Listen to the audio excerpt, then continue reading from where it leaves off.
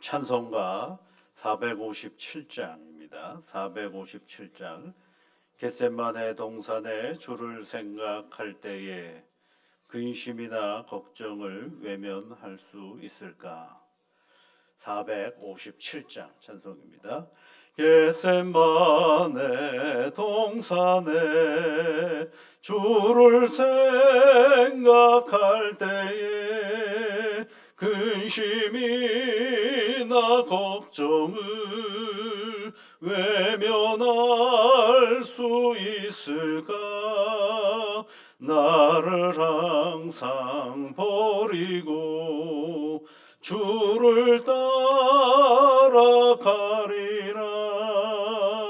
빌라도의 뜰에선 주를 생각할 때에 수치됨과 아픈 것 못 견딜 수 있을까? 길이 참고 묵묵히 주를 따라가리라. 갈보리산 올라간 주를 생각할 때에 나의 받는 괴로움을 두려울 수 없으리. 십자가를 지고서 주를 따라가리라. 무덤에서 부활한 주를 생각할 때에 환난이나 죽음도 두려울 것 없으리. 승전가를 부르며 주를 따라가리라.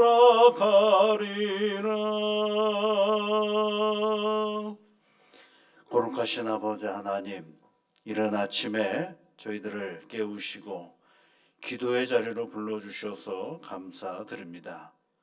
하나님을 생각하고 하나님께 간구하는 시간이 우리의 첫 생각과 첫 마음을 하나님이라는 이름을 부를 수 있게 해주셔서 감사를 드립니다. 하나님이 나와 함께 하심을 오늘도 깨닫고 하나님과 늘 동행하며 살아가는 귀한 날 되게 도와주옵소서. 이른 아침에 하나님 앞에 간구하옵는 것은 믿음의 가정들을 위하여 기도합니다. 우리들에게 가족이 있습니다. 한 사람 한 사람 생각할 때마다 저들의 복을 기억하여 주시고 한없는 은혜와 능력으로 우리의 가족들을 지켜 인도하여 주옵소서. 연로한 우리의 부모님들을 기억하여 주시사 저들의 인생길에 주 하나님께서 동행하여 주셔서 이 노년의 때에 하나님이 주시는 힘으로 한 걸음 한 걸음 믿음의 이 길을 걸어가는 귀한 믿음의 자녀들이 다 되도록 도와주시옵소서. 우리의 자녀들이 있습니다. 성령 하나님, 어디에서 무엇을 하든지 간에 하나님을 영화롭게 하는 삶의 터전이 되게 인도하여 주시사 자녀들이 사는 그 길목마다 하나님의 능력으로 함께하여 주시고 성실의 기회를 허락하여 주심으로 말미암아 애쓰고 수고하는 삶의 터전 위에 하나님께서 복을 내려 주시옵소서.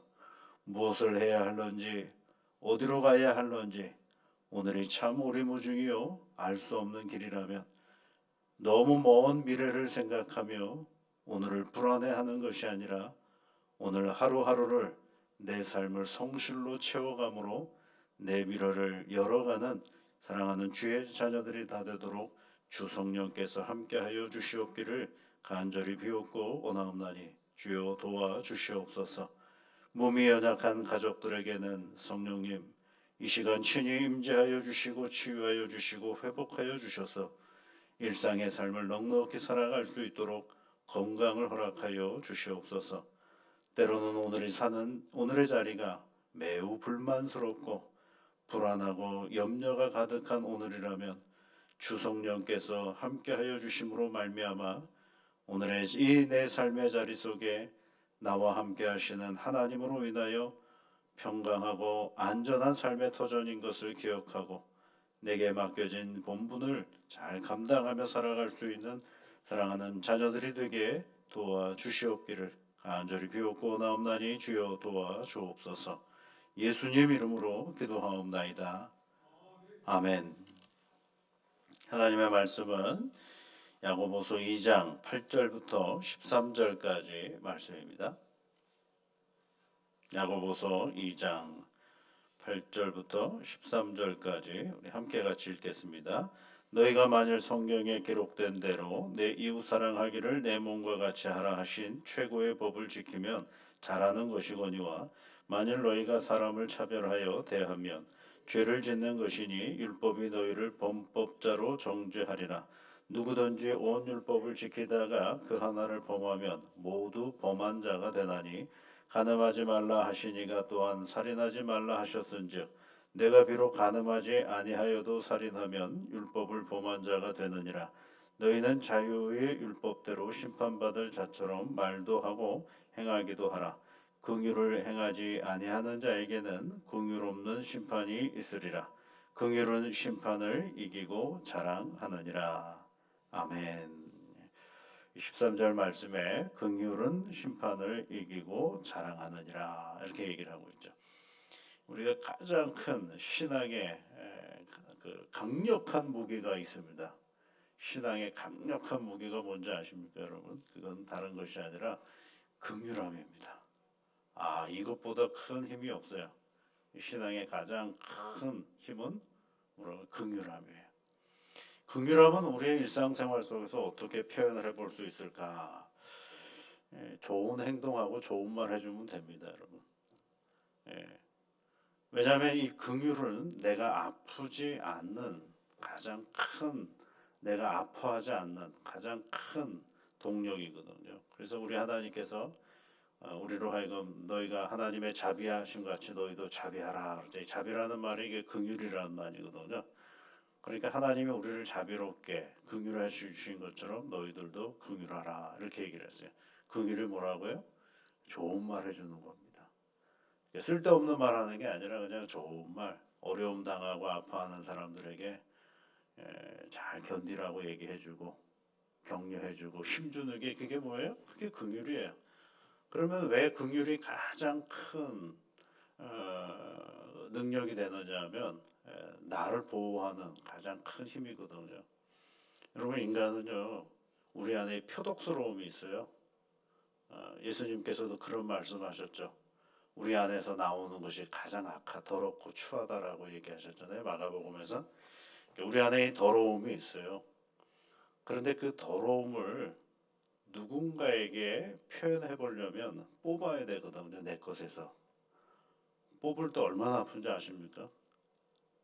굉장히 아파요. 그런데 잘 인지를 못해요. 그러니까 내가 아프니까 그 뽑은 거를 누구한테 던지면 그 사람도 아프죠.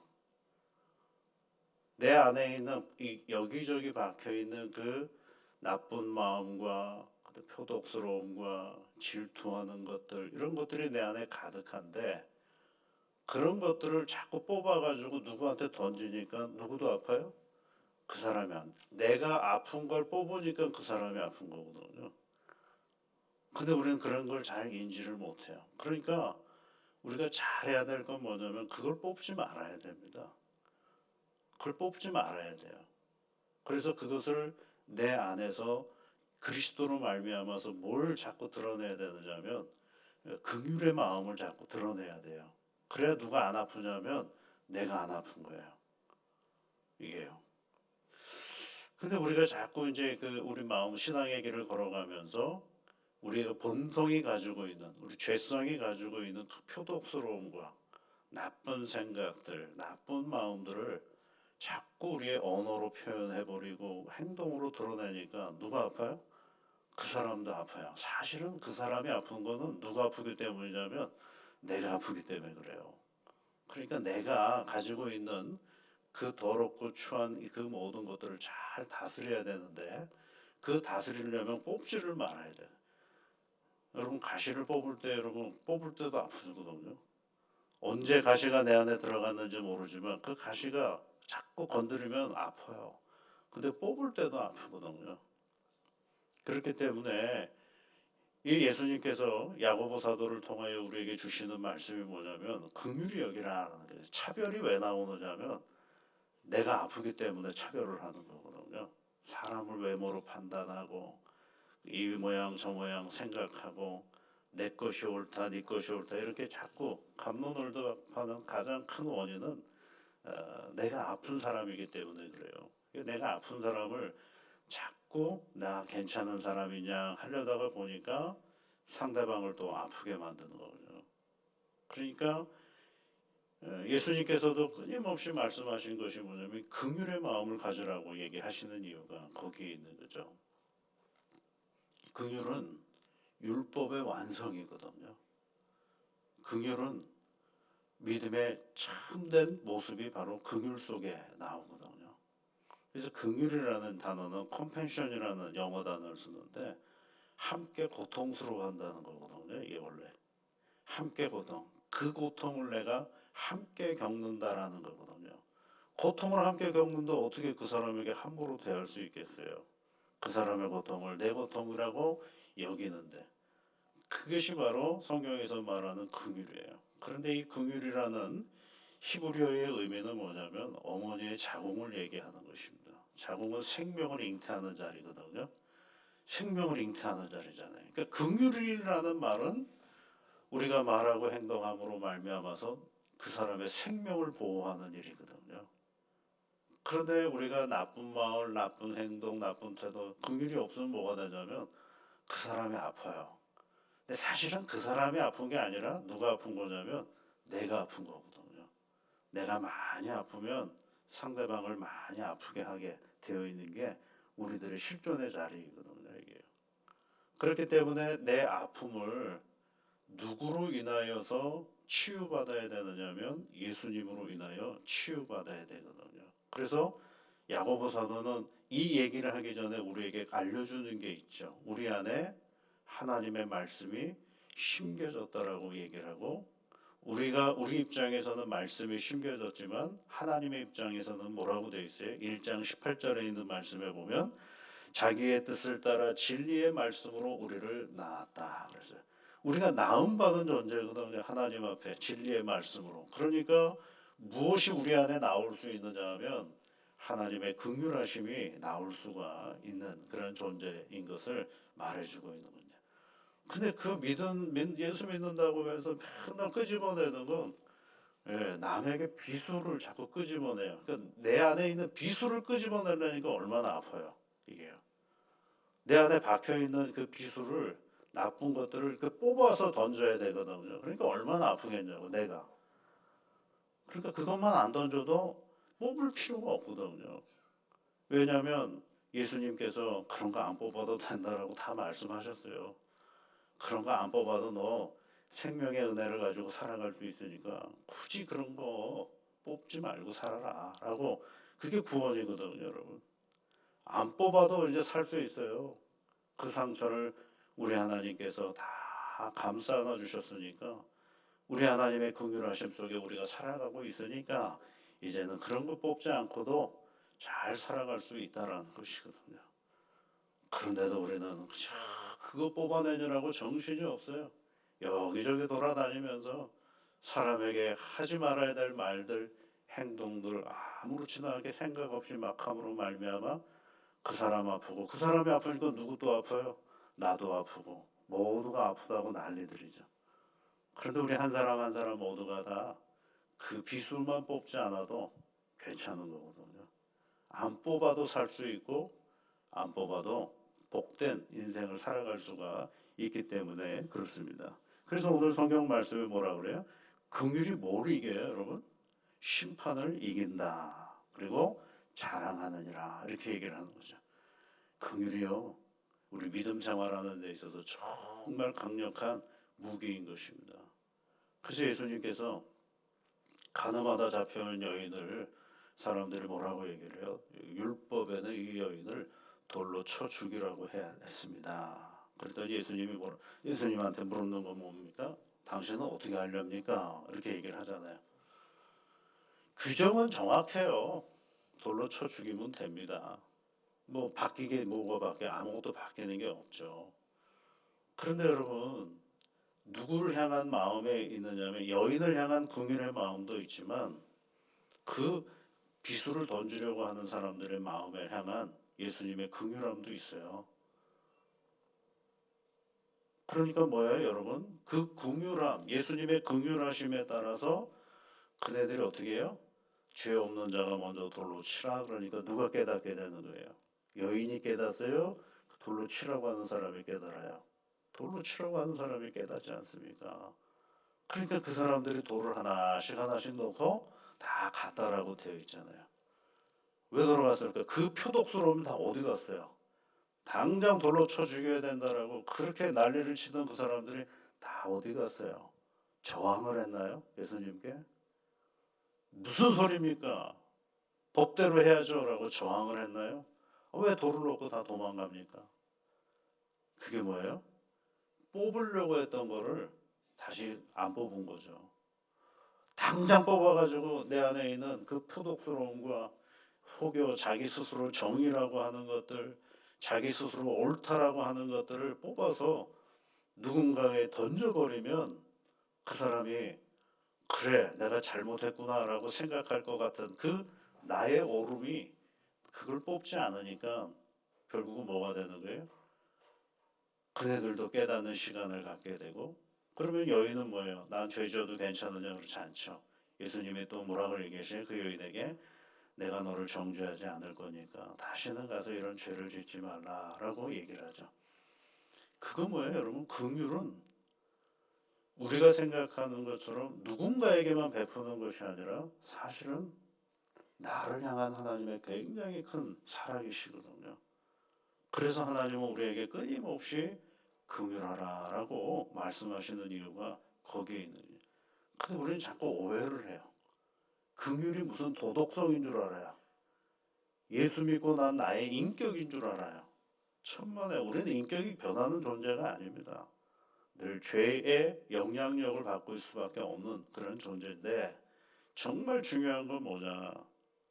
우리 안에 그리스도의 마음을 가지고 예수 믿는 그 믿음을 가지고 이 긍휼의 삶을 살아가는 것이지 우리의 인격이 긍휼한 존재가 되지 않는다라는 것입니다. 그래서 오늘 25절, 1장 25절에도 자유롭게 하는 온전한 율법을 들여다보고 있는 자 이런 표현이 있고 또 21절에는 뭐라 그랬어요? 영혼을 능히 구원할 바 마음에 심어진 말씀. 18절에는 1장 18절에는 뭐라고 했어요? 자기의 뜻을 따라 진리의 말씀으로 우리를 낳으셨는데 우리를 낳으신 그 하나님은 뭐라고 얘기를 하세요? 다시 1장으로 가보시면 1장 말씀에 1장 4절에 너희로 온전하고 구비하여 조금도 부족함이 없게 하시는 하나님. 5절에는 뭐라고 되어 있어요? 후히 주시고 꾸짖지 아니하시는 하나님. 그 하나님과 함께 내 삶을 살아가면 그것이 뭐가 되는 거예요? 긍휼의 삶을 우리가 살아갈 수 있게 되는 것입니다. 여러분 오늘도요 그것만 좀 뽑지 마세요.